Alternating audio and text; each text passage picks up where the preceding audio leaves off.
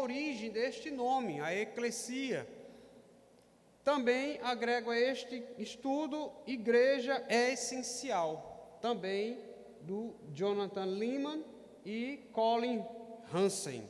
E o outro que eu apresentei é do Jonathan Leeman. E aqui, meus irmãos, eu gostaria de primeiramente convidá-los, mesmo sentados os que aqui estão, abram suas Bíblias, Evangelho de Mateus, capítulo 18. Temos aqui um princípio congregacional. Eu acho que está um pouquinho alto, não é? Tá não? O microfone? Ou é meu ouvido? Está um pouco alto, tá? E o objetivo do aprendizado desta manhã, desse estudo, é definir a palavra eclesia. E aí eu já vou, enquanto vocês abrem aí, deixar aqui já o nome.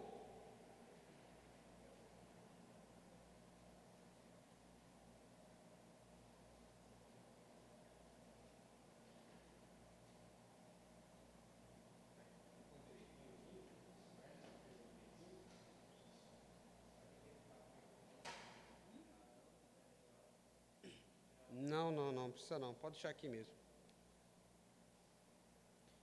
Entender um pouco o que é a definição, vamos ver o que é a definição desta palavra e também conhecer a palavra eclesia e o seu uso no Novo Testamento. O que é que essa palavra teremos como definição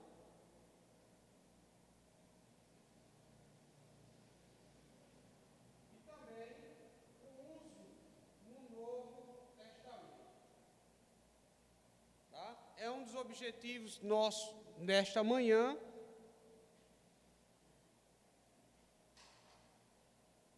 Dá para pegar, dá para entender aqui? Tá bom. É porque eu estou meio resfriado, aí fica os ouvidos e a sinusite fica alarmando. Mas vamos seguindo. Todos acharam o texto? Mateus 18, versículo de número 15 ao verso número 20, nos diz o seguinte: se teu irmão pecar contra ti, vai arguí-lo entre ti e ele só. Se ele te ouvir, ganhaste o teu irmão.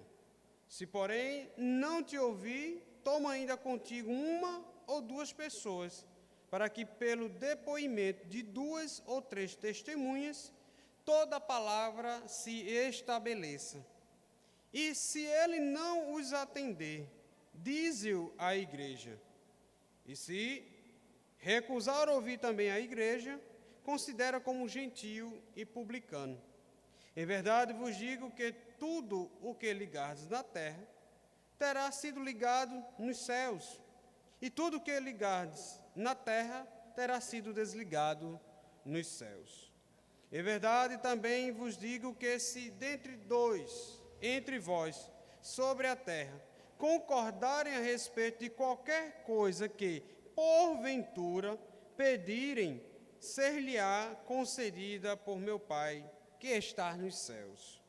Porém, onde estiverem 2 ou 3 reunidos em meu nome, ali estou no meio deles, tá? E aí, no meio deles a congregação, é Jesus, tá?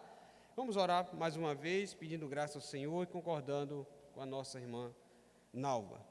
Senhor nosso Deus, rogamos e pedimos a Tua graça, o Teu poder e a Tua ação, Deus, para que nesse estudo o Senhor possa usar-nos, meu Deus, por Tua graça, com poder e com sabedoria, para lançar, ó Deus, estas palavras, não segundo a minha vontade, segundo o meu querer, mas segundo o Teu propósito, ó Pai, de entendermos de como é que a Tua igreja se procede e o porquê ela está viva aqui neste mundo, mas porque o Senhor veio instaurar, o Senhor colocou aqui com um propósito, e nós estamos aqui, ó Deus, para ouvirmos, entender, segundo a Tua voz, segundo o Teu querer e segundo os Teus ensinamentos. Ser com nossas vidas, abençoa aos nossos irmãos que estão aqui presentes, e aos outros, ó Pai, que estão acompanhando pelas mídias digitais, ser com Tua graça diante de todos nós, em nome de Jesus. Amém. Irmãos, primeiramente, eu gostaria de trazer algo, de fazer menção de algo muito importante na nossa geração e nos tempos que estamos vivendo. Muitas pessoas pararam de frequentar a igreja desde o início dessa pandemia da Covid-19, né? Em detrimento da Covid-19. E estima-se quase um terço dos frequentadores das igrejas não retornaram mais ao convívio e a frequentarem as igrejas. E dentro dessas estimativas, dessas pesquisas, né, um terço é um número muito grande de ter a comunhão, adolescentes, seja jovens, seja qualquer que seja as idades, mas não certamente o fato da Covid-19 por esta pandemia que estamos vivendo, mas devido ao esfriamento e talvez a falta de compreensão do que é a igreja e qual é a autoridade da igreja aqui na terra, que não é apenas um ato de poder frequentar, mas sim de ser participante, de ser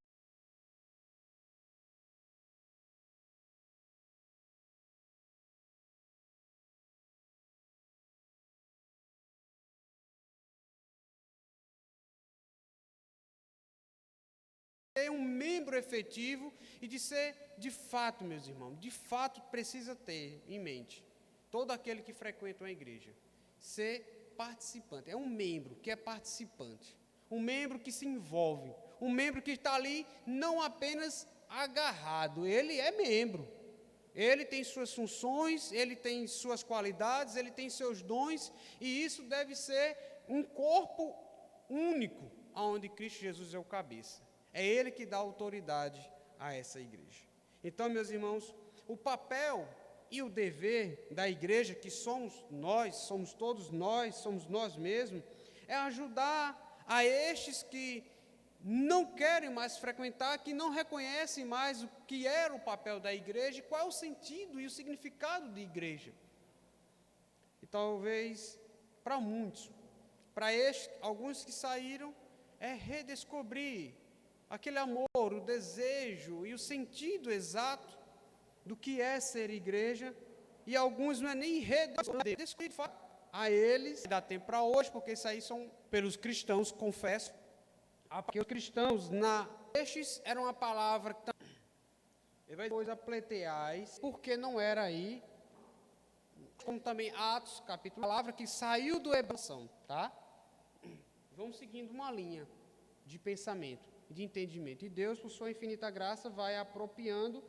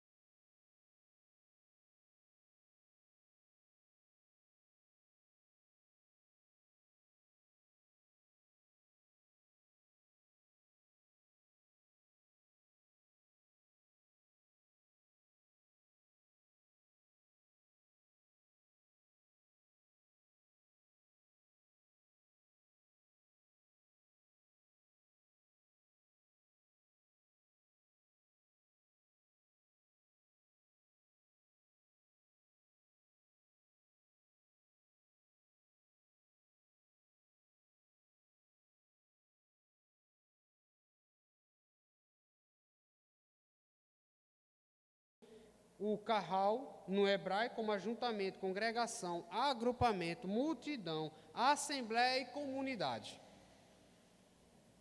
Tudo tem a mesma direção, tá? Todos eles têm a mesma direção. A palavra pode descrever vários tipos de ajuntamento. E aí tem vários... Sumiu? Está ali, né? Quanto à coleta para os santos, fazei vós também como ordenei às igrejas da Galácia. Galácia aí é uma região da Galácia, né? É uma região. Então, a palavra aí pode ser determinada também a reunião da igreja, o ajuntamento de pessoas, trata somente nas casas. Mas também a reunião era feita em determinadas cidades, em regiões, que a igreja já estava espalhada já por muitas outras cidades. Tá? Atos 11, 26 também vai trazer o mesmo uso da palavra eclesia, aqui no Novo Testamento, demonstrando também a sua forma e a sua essência, tá? Em Atos 9, 31, podemos voltar aí para Atos.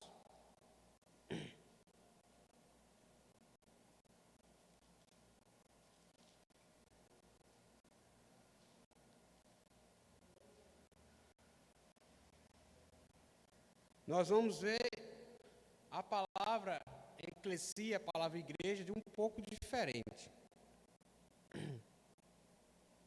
Aqui em Atos 9, 31, temos a palavra eclesia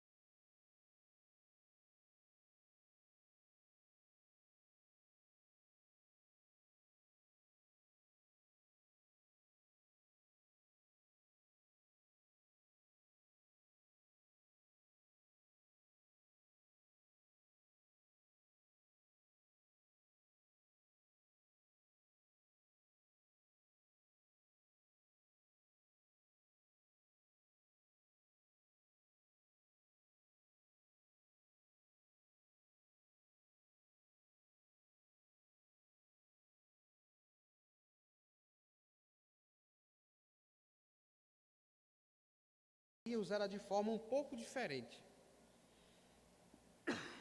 Talvez aqui para englobar todos os crentes de uma região. Mas a palavra que tem nome é igreja, tá? Versículo 31 diz que a igreja, na verdade, tinha paz por toda a Judéia, Galiléia e Samaria.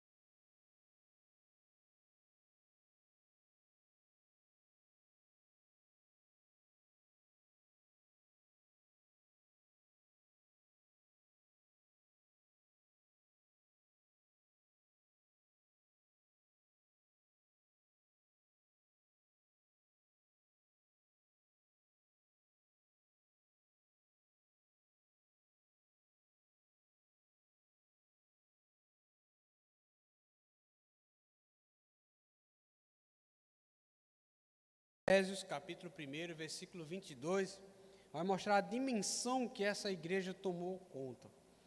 E pôs todas as coisas debaixo dos pés, e para ser o cabeça sobre todas as coisas, o deu à igreja, a qual é o seu corpo, né?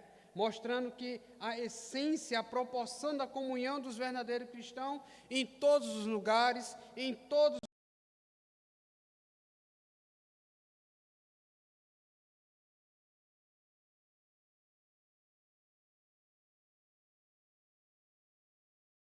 os tempos, sem distinção alguma.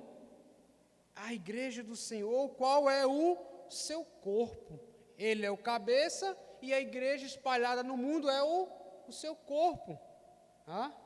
E tem outros textos também, capítulo 5 aqui de Efésios, também Paulo, capítulo 5 de Efésios, verso 25.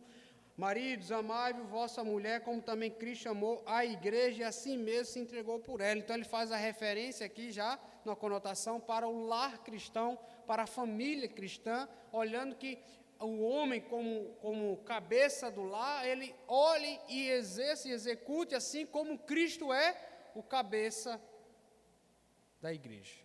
E nós somos, a igreja somos o corpo, tá? Esse é um sentido. Colossenses, Paulo vai trazer a mesma ideia lá nos Colossenses.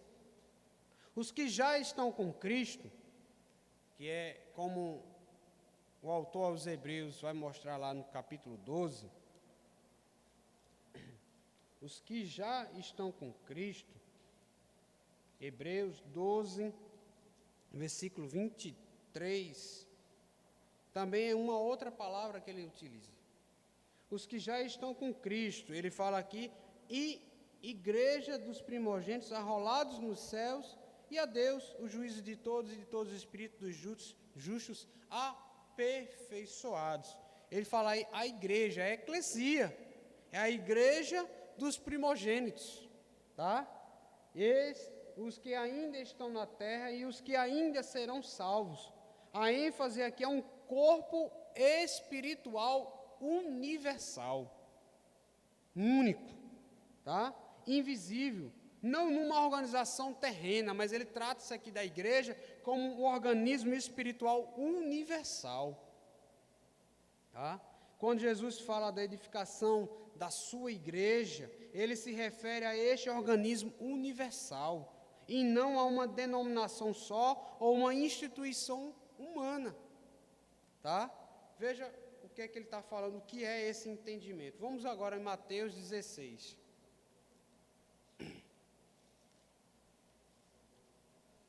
Ele não está aí tratando, ele está tratando aí de um corpo e um organismo vivo universal, um corpo espiritual universal, e não apenas meramente em questões físicas, em paredes, mas ele está tratando de um organismo espiritual.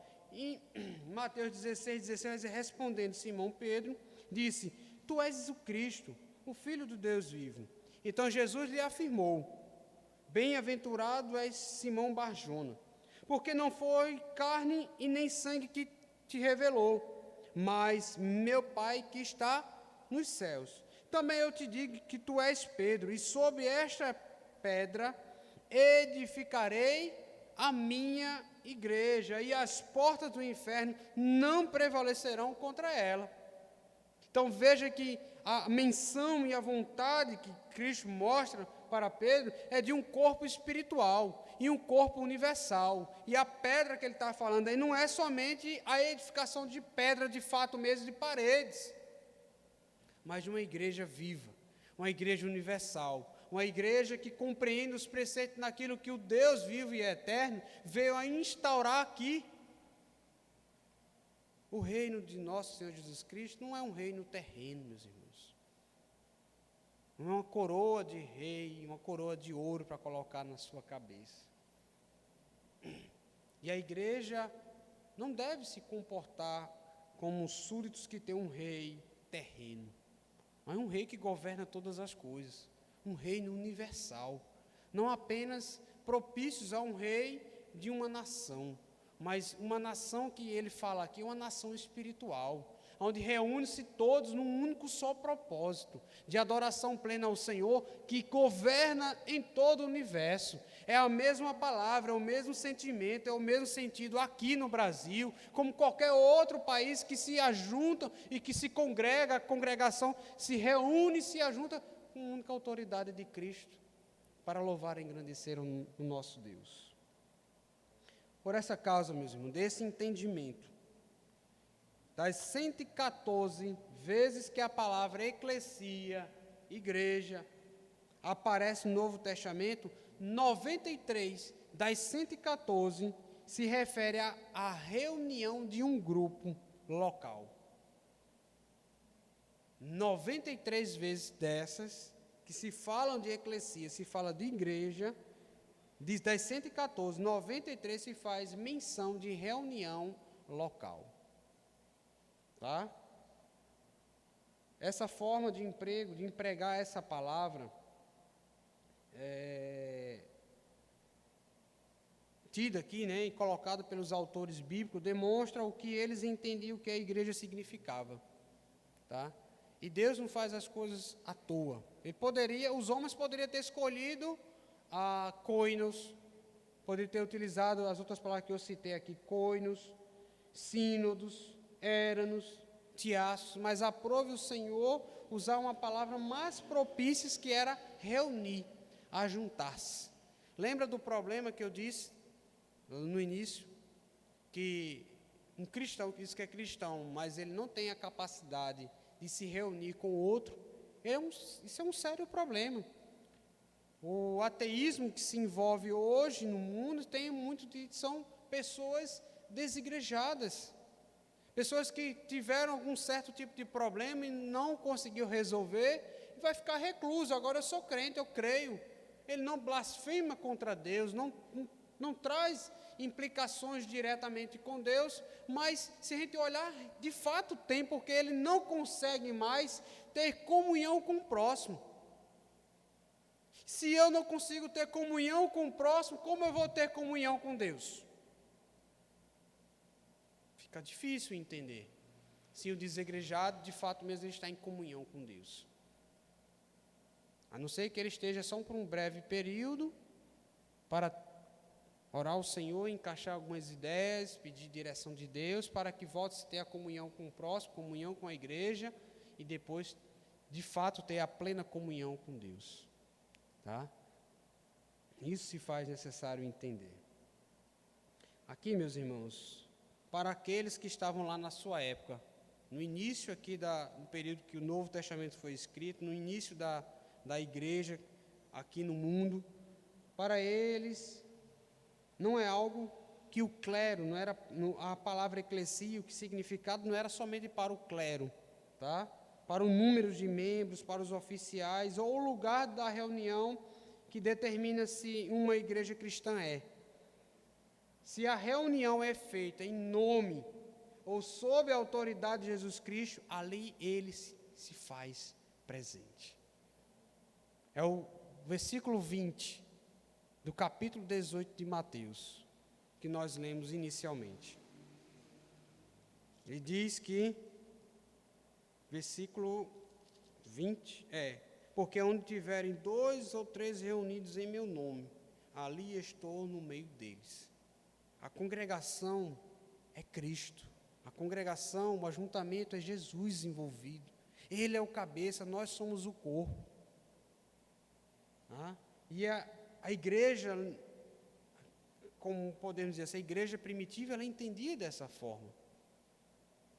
Ela entendia e compreendia dessa forma, e a autoridade de estar na cabeça, que é Cristo, e isso lançava-se para com o seu corpo, que somos nós, somos a igreja, a eclesia do Senhor. Se a reunião de fato é feita, eles entendiam dessa forma, a ênfase está na reunião em si, e não na forma ou local. Veja que no Antigo Testamento as pessoas buscavam adoração ao Senhor no local. O importante era o local, não a adoração que ele tinha, mas o importante era o local. Tá?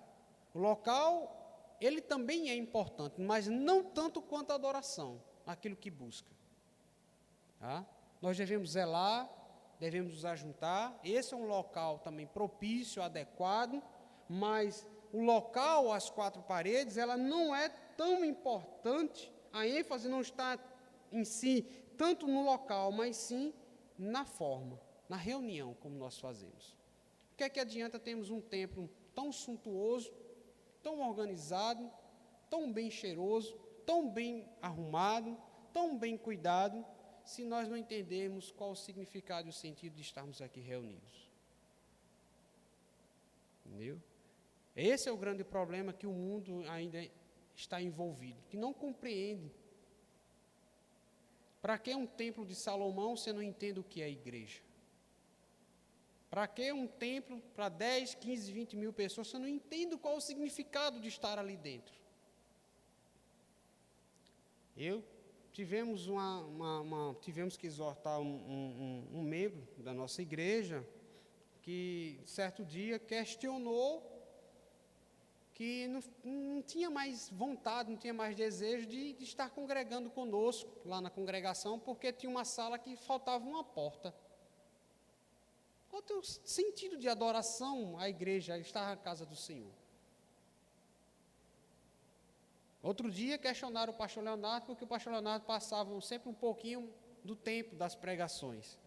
Qual o sentido de vir à casa do Senhor, de ouvir a voz do Senhor? Qual o sentimento? Outro fato, outro exemplo que eu posso trazer, não é do nosso meio. A pessoa já chegava e dizia, vai terminar de que hora o culto? Porque eu tenho outras coisas para fazer e tal. Seu coração não está condicionado a vir adorar ao Senhor. Então, acho melhor você ir para casa ou fazer seus afazeres, que é o que o seu coração está desejando, é o que o seu coração está gritando. Você não entendeu qual o sentido da adoração ao Senhor, da reunião, do ajuntamento. Entendeu? Então, a igreja precisa entender certos elementos que são cruciais para que, por que nós estamos aqui? Tá? Para finalizar, meus irmãos, tem uma citação, há uma confusão atual que se faz aplicando essa palavra igreja a um templo. Ou a superestrutura denominacional não tem respaldo nem linguístico, por isso que nós fizemos a definição. Porque não tem respaldo pela estrutura, é pela reunião, pelo que nós fazemos para Cristo. Tá? E nem respaldo linguístico pela palavra não tem determinação em relação ao que é a estrutura, tá? E sim pelo que nós fazemos. Tá? Os cristãos primitivos não concebiam a igreja, não entendiam a igreja como um lugar de culto, a igreja, o templo, como se faz hoje, na confusão. Igreja significava um corpo de pessoas numa relação pessoal com Cristo. Esse grupo se reunia em casas, como nós vimos, no templo de Jerusalém, quando era propício, e nos auditórios públicos das escolas que se tinha da época, e nas sinagogas, quando lhes eram permitido fazer isso. Tá? Em Atos, capítulo 14, vai mostrar que a igreja se reuniu ali em um determinado tempo na sinagoga. Tá? O lugar não era tão importante como o modo de se encontrarem para ter comunhão uns com os outros e cultuar a Deus. Tá? Eu fiz questão de deixar essa citação aqui. Essa citação encontra-se no livro de Ir Carnes, é o Cristianismo através dos séculos, uma história da igreja cristã. É uma segunda edição da editora Vida Nova. Então, esse livro traz essa citação. Eu fiz questão de deixar aqui essa citação para mostrar, meus irmãos, que eu não estou querendo dizer aqui, você não entende que eu estou desdenhando das quatro paredes nem do templo, tá, em si. Isso é essencial. Mas nós precisamos entender qual é a essência primária, qual é a essência principal da nossa adoração, de estarmos na igreja do Senhor. Tá? Para nós concluirmos aqui, olhando a definição e os usos deste termo, que os autores bíblicos, e as duas coisas ficam aqui evidentes. Primeiro, a participação efetiva do povo e a autonomia da Assembleia, porque eles se reuniam para decidir e determinar certos problemas. Tá? Isso diz muito sobre o que os cristãos primitivos estavam querendo dizer quando escolheram esta palavra nas suas reuniões, sobre como eles se organizavam. Tá? O sistema de organização que nós temos é semelhante, que é o sistema de governo congregacional. Tá? Só para recapitular o que nós estudamos aqui, o que nós vimos, né? Vimos aqui a palavra grega eclesia, tá? E a sua definição, o seu significado no Antigo Testamento, que é reunião e assembleia, tá? E quem fazia parte da eclesia é palavra grega, quem era ativo nas suas decisões, tá? Aqui, num geral, tanto o ajuntamento da igreja, como as reuniões das lideranças locais, lá como nós vimos na igreja de Éfeso, lá na cidade de Éfeso, tá? Quem fazia parte da eclesia eram os ativos nas suas decisões e também eram os cidadãos que tinham direitos civis legítimos na polis. O que é polis? Cidades, também lá na sua época, lá no termo grego, tá? Então, se nós usarmos esses termos e transportarmos isso para o âmbito da eclesia cristã, da igreja cristã, a analogia é muito simples, tá? A aplicação é muito simples. Quem deve tomar parte nas decisões da Assembleia Cristã não é uma classe de líderes. Quem é que toma as decisões na igreja cristã, no nosso sistema de governo? Os irmãos sabem? É só a liderança que toma as decisões aqui? Quem é? A igreja, a assembleia, a reunião que nós temos é que toma e decide de fato mesmo. O pastor Leonardo, como líder, como pastor titular da nossa igreja, ele traz a pauta e traz os assuntos. Mas a igreja, num todo, vai tratar diante daquilo que o pastor Leonardo traz, e aí nós decidimos. Nós vemos que não é, as decisões da igreja Assembleia Cristã, não é apenas a classe de líderes, mas todos os seus membros com direitos legítimos, como nós vimos a palavra e o termo utilizado para os problemas que estavam acontecendo ali em Éfeso. Amém? Que Deus nos abençoe, meus irmãos. Deus nos abençoe em Cristo Jesus. Isso aqui é apenas a partida, tá? É o princípio aqui destes estudos, e aí tem muito mais ideias e muito mais informações que, se assim tivermos oportunidade outras vezes, eu vou trazendo aqui para a igreja, para poder a gente estar dando andamento nessa ideia. Amém? Vamos ficar de pé, vamos agradecer.